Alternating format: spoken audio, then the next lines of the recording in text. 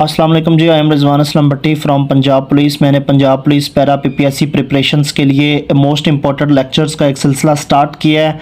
जो लोग अच्छी से अच्छी तैयारी करना चाहते हैं किसी भी जॉब के लिए, तो वो मेरे YouTube channel PPSC FPSC with sir Rizwan को ज़रूर सब्सक्राइब करें और details lecture daily basis watch करें। मेरे लेक्चर्स में आपको इंपॉर्टेंट इन्फॉर्मेशन, अथेंटिक इन्फॉर्मेशन और अथेंटिक और रिपीटेड डाटा जो है वो करवाया जाता है। इंपॉर्टेंट लेक्चर्स और रिपीटेड क्वेश्चंस डिस्कस किया जाते हैं।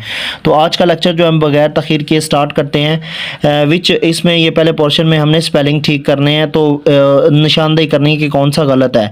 तो which word is wrongly spelled in the following, इनमें से मंदरजा झैल में से कौन सा गलत है। तो ए वाला ही गलत है, क्योंकि ई की जगह पर ए आना चाहिए। यहाँ पर बैगर बेकारी होता है, ए यहाँ पर मिस है।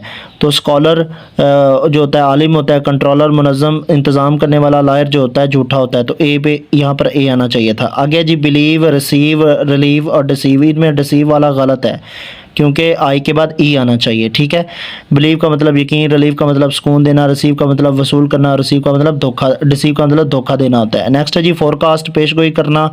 तो इनमें पहला ही गलत है, आर के बाद ई आना चाहिए था यहाँ पर। ठीक है, बाकी फोरटेल पेशगोई करना होता है, मिसलीड गुमराह करना, फॉरबेयर बर्दाश्त करना होता है।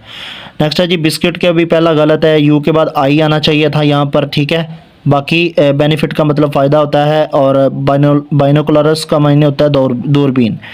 नेक्स्ट है जी स्कॉलर, आलम, प्रीचर, मुबल्लिग और इंजीनियर आलम। तो इसमें से आखिरी वाला गलत है, एन के बाद ई आना चाहिए था। अटॉर्नी होता है वकील, तो अटॉर्नी की स्पेलिंग ATTORNEY होते हैं, तो यहाँ पर ई मिस है। नेक्स्ट है हमारे पास जी ऑनेस्ट, ईमानदार होता है, परफेक्ट गलत है यहाँ पर। PERFECT परफेक्ट होना चाहिए, यहाँ पर ई मिस है। तो लॉयल, वफादार, पॉपुलर, मशहूर। ठीक है, ये हमारा हो गया पोर्शन स्पेलिंग्स का। तो नेक्स्ट है हमारा जी दिस वर्ड आ गया जी हमारी प्रेपोजिशन। प्रेपोजिशन वक्त के साथ, सबब के साथ, जगह के साथ आती हैं और जुमले के हिसाब के साथ आती हैं। तो हमने यहाँ पर मोस्ट जो अप्रोप्राइएट होगी वो लगानी है, जो मुनासिब यहाँ पर लगेगी। तो this work is his capacity, यानी कि उसकी सलाहियत से बाहर है ये काम, उसकी सलाहियत से बाहर है। तो फिर यहाँ पर हम बियॉन्ड का लफ्ज़ इस्तेमाल करते हैं। जब कोई किसी की सलाहियत से चीज़ बाहर होती है तो बियॉन्ड का लफ्ज़ आता है। This work is beyond his capacity. Next है जी इट इज़ कूल, मंथ के साथ हम इन इस्तेमाल करते हैं। ठीक है, मई में सर्दी है तो इन आएगा। नेक्स्ट है जी this is a matter of little importance, matter के साथ हम ऑफ का इस्तेमाल करते हैं। नेक्स्ट है जी the burglar jumped the compound wall, यानी कि जो है उसने जबाजी लगाई, बर्गलर ने दीवार के ऊपर से, तो दीवार के ऊपर से फिर ओवर आएगा। ठीक है, ओवर द कंपाउंड वाल, यानी कि दीवार के ऊपर से छलांग लगाना जब होता है तो फिर ओवर का इस्तेमाल करते हैं। नेक्स्ट है जी it is 10 o'clock by my watch. ठीक है, it is 10 o'clock by my watch. ठीक है, टाइम के साथ या जो वॉच से जो हम टाइम मालूम करते हैं तो बाय का इस्तेमाल करते हैं। नेक्स्ट है जी the children has been missing yesterday, यानी कि बच्चा कल से लापता है, तो उसने टाइम बता दिया, वक्त बता दिया, तो वक्त के साथ सिंस आता है। ठीक है, अगर डेज बताते तो फिर 4 आना था। ठीक है, बच्चा कल से लापता है, तो ये प्रेजेंट परफेक्ट कंटिन्यूस का जुमला है, तो इसके साथ सिंस आएगा। नेक्स्ट है जी ही इज़ सस्पिशियस, जब भी कोई किसी पर शक करता है तो सस्पिशियस के साथ हमेशा ऑफ इस्तेमाल होता है।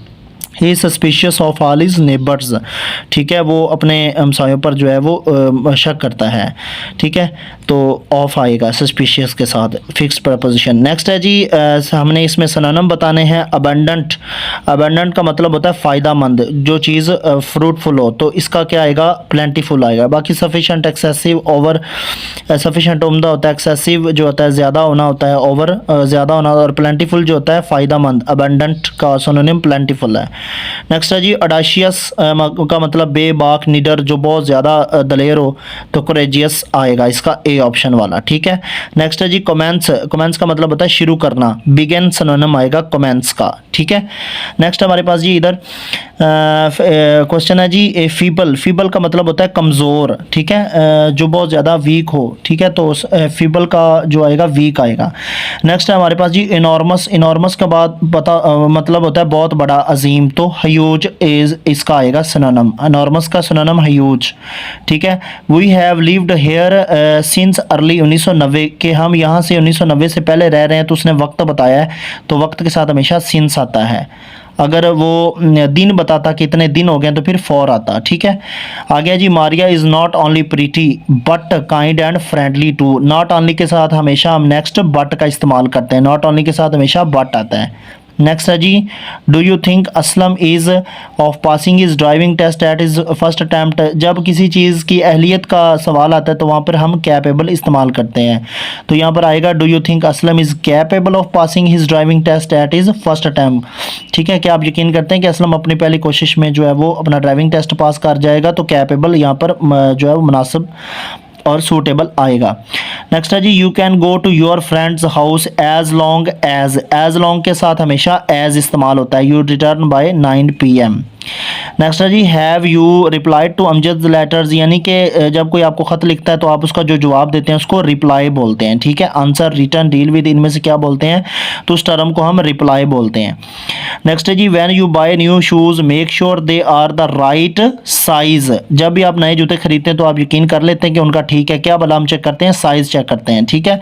इनमें से जो सूटेबल है साइज़ आएगा। नेक्स्ट है जी, when you travel on a bus और train you must pay your fare, यानी कि जब भी आप कार बस पर सफ़र करते हैं तो आपको अपना क्या आप अदा करते हैं, फेयर, यानी कि किराया अदा करते हैं। नेक्स्ट है जी, she felt dash when she went on stage. जब कोई स्टेज पर जब वो स्टेज पर जाती है तो क्या होती है, नर्वस आएगा यहाँ पर, नर्वस महसूस करती है, ठीक है, परेशान या यानी कि घबरा जाती है, ठीक है, नर्वस आएगा। आ गया जी, a thing of beauty is joy for ever is a famous line by Keats, ठीक है। हसीन चीज़ जो है वो हमेशा के लिए मज़ा और ख़ुशी देती है, ये किसने कहा था, जॉन कीट्स। ये 25 साल की उम्र में मर गया था, अंग्रेज़ पोइट था। नेक्स्ट है जी, जॉन कीट्स जो है वो बहुत मशहूर है क्योंकि ये जवानी की उम्र में इसकी डेथ हो गई थी। आ गया जी, मोडस ऑपरेंडी मीन्स। अब मोडस ऑपरेंडी का मतलब है तर्ज अमल, यानी कि प्लान ऑफ एक्शन, कोई काम करने का जो आप मंसूबा बनाते हैं, तर्ज अमल अख्तियार करते हैं या तरीक़ाकार अख्तियार करते हैं। नेक्स्ट है हमारे पास जी, among the following who is known as the slave king. इनमें से जो ख़ानदान गुलामा का जो बादशाह किसको कहा जाता है, तो कुतुबुद्दीन ऐबक जो है वो स्लेव किंग है, यानी ख़ानदान गुलामा का जो पहला हुक्मरान था वो कुतुबुद्दीन ऐबक था, स्लेव डायनेस्टी का किंग कुतुबुद्दीन ऐबक। नेक्स्ट है जी, वन डेड मोहम्मद बिन कासम इन्वाइट सिंध। तो मोहम्मद बिन कासम ने सिंध पर कब हमला किया, 712 ईस्वी में, ठीक है, ये आपने याद रखना है। नेक्स्ट है जी, who was the founder of Mughal empire, यानी कि मुग़ल सल्तनत का बानी किसको कहा जाता है, किसने मुग़ल सल्तनत की जो बुनियाद डाली, तो ज़हीरुद्दीन बाबर ने 1526 में डाली। नेक्स्ट है जी, the famous Taj Mahal at Agra was built by, यानी कि मशहूर ताज महल किसने बनाया था, शाहजहां ने, किसकी याद में, मुमताज़ महल अपनी मलका की याद में बनाया था। आगे जी, कायदे आज़म Mohammad Ali Jinnah joint the Muslim league. कायदे आज़म मोहम्मद अली जिन्ना ने मुस्लिम लीग कब ज्वाइन की, 1913 में, और मुस्लिम लीग कब बनी थी, 1906 में, ठीक है। नेक्स्ट है जी, Quaid Azam presented his 14 points in response to Nehru report. Quaid Azam ने अपने 14 निकात किसके जवाब में दिए थे, नेहरू रिपोर्ट के जवाब में पेश किए थे। 14 पॉइंट में क्या क्या था, मुसलमानों के इंतखाबात के बारे में था, मुसलमानों की नुमाइंदगी के बारे में, मुसलमानों को मुलाजमतों के बारे में, अक़लियतों के हकूक़ के बारे में, ये सारी मालूमात थी, उसमें सारे पॉइंट रखे गए थे। नेक्स्ट है जी, who was the last viceroy of India. India का आखिरी वाइसराय कौन था, तो लॉर्ड माउंटबेटन जो था वो आखिरी वाइसराय था जिसने तकसीम की, ठीक है। नेक्स्ट है हमारे पास जी, the first prime minister of Pakistan was, पहले जो प्राइम मिनिस्टर ऑफ पाकिस्तान थे वो कौन थे, लियाकत अली खान, ठीक है। नेक्स्ट है जी, the Indus water treaty was signed in, Sindh तास मुआहिदा कब हुआ था, 1960 में। ये पाकिस्तान और भारत के दरमियान पानी के मामले पर एक मुआहिदा हुआ था 1960 में, उसको इंडस वाटर ट्रीटी कहा जाता है और उर्दू में सिंध तास मुआहिदा कहा जाता है।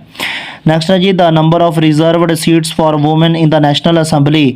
औरतों के लिए जो है वो कौमी असम्बली में कितनी सीटें रखी जाती हैं, तो 60 रखी जाती हैं, ठीक है, 60 सीटें जो औरतों के लिए मखसूस हैं। नेक्स्ट है जी, which country is located in the north of Pakistan. Pakistan के शुमाल में कौन सा मुल्क है, तो चाइना जो है वो पाकिस्तान के शुमाल में है।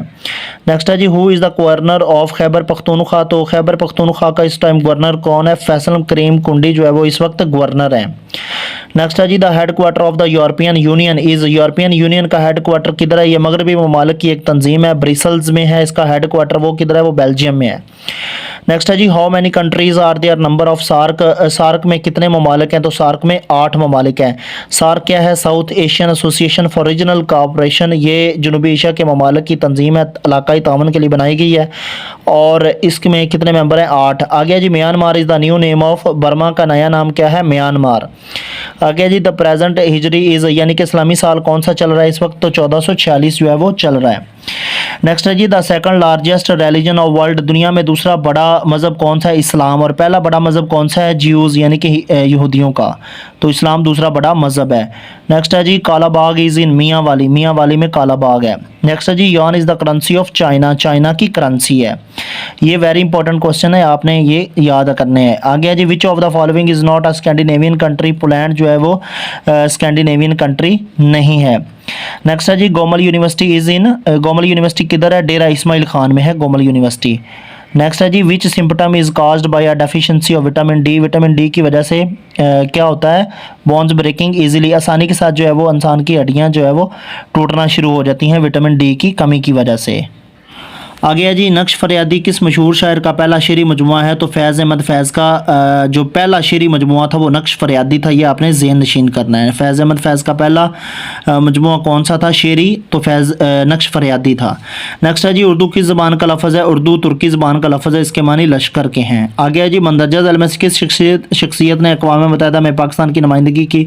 तो शायरों में पतरस बुखारी जो हैं इन्होंने पाकिस्तान की अक़वाम मुत्तहिदा में नुमाइंदगी की। आगे जी, चचा छक्कन किस अदीब की तख्लीक है? तो इम्तियाज़ अली ताज ने जो है वो चचा छक्कन जो है वो तख्लीक किया। नेक्स्ट है जी, मंदरजा ज़ैल में किस शायर की निस्बत शहर इकबाल सियालकोट से है? अल्लामा इकबाल के अलावा फैज़ अहमद फैज़ भी सियालकोट से ताल्लुक़ रखते हैं। नेक्स्ट है जी, मशहूर किताब बिजंग अहमद का मौजू क्या है? बिजंग अहमद जो है वो कर्नल मोहम्मद ख़ान ने लिखी और इसका मौजू तंज़ो मिज़ाह है। आगे है जी, तरकी ब तरकी जवाब देना का मतलब ये मुहावरा है। तरकी ब तरकी क्या है? मुहावरा है।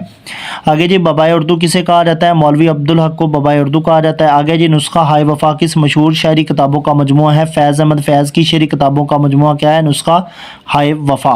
पहला कौन सा था? नक्श फरियादी, और उसके बाद नुस्खा हाय वफा, ये भी फैज़ अहमद फैज़ का है। आगे जी, मंदरजा ज़ैल में से ज़रबुल मिसल कौन सी है? तो बूढ़ी घोड़ी लाल लगाम जो है ये ज़रबुल मिसल है, बाकी क्या है? मुहावरे हैं। आगे जी, मतमूल का मतलब क्या? मतमूल का मतलब होता है दौलतमंद। आगे ड्रामा करतबा का काजी किसकी तसनीफ़ है? तो इम्तियाज़ अली ताज की तसनीफ़ है।